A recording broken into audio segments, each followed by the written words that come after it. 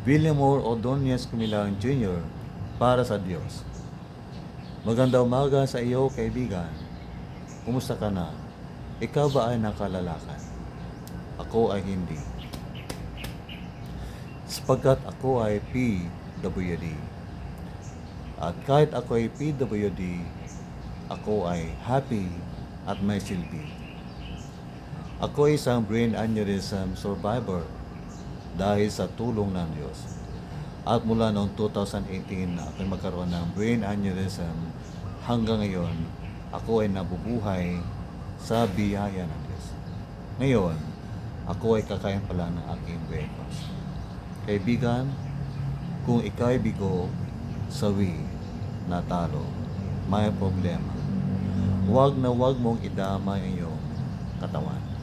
Huwag mong saktan ang iyong katawan sapagkat ang iyong katawan ay nilikha ng Diyos para sa Kanya.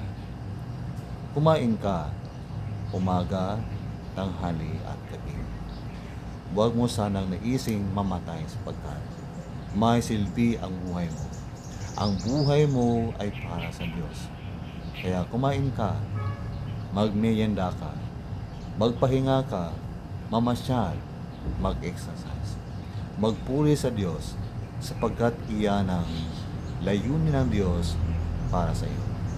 Ang magpuri sa Kanya, ang gawin ang Kanyang kalooban, maglingkod sa Kanya.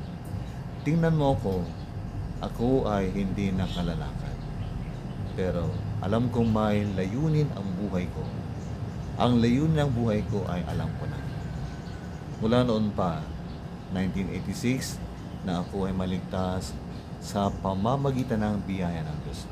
Na ako ay niligtas ng Diyos mula sa aking mga kasalanan sa pamamagitan ng ating Panginoong Hesus. Kaya ngayon, kahit ako'y ganito, hindi nakalalakad.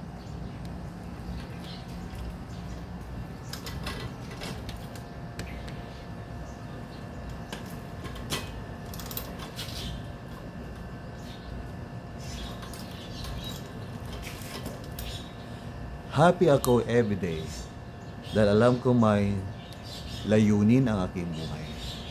At ang layunin ng Diyos sa aking buhay ay aking ginagawa bawat araw. Nagpupuri sa Kanya, nagdadasal para sa aking pamilya at ibang tao.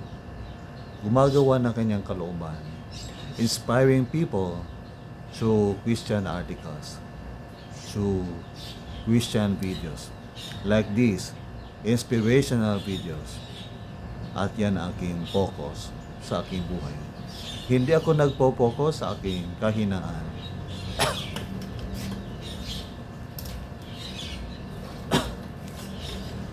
Na ako ay hindi nakalalakad. Instead, ako'y nagpo-focus sa aking kalakasan.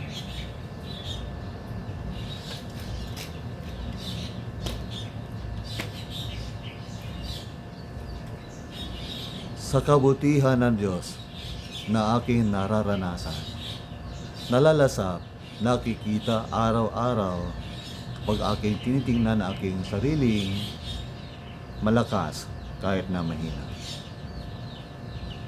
Pagpalain ka ng Diyos, kaibigan.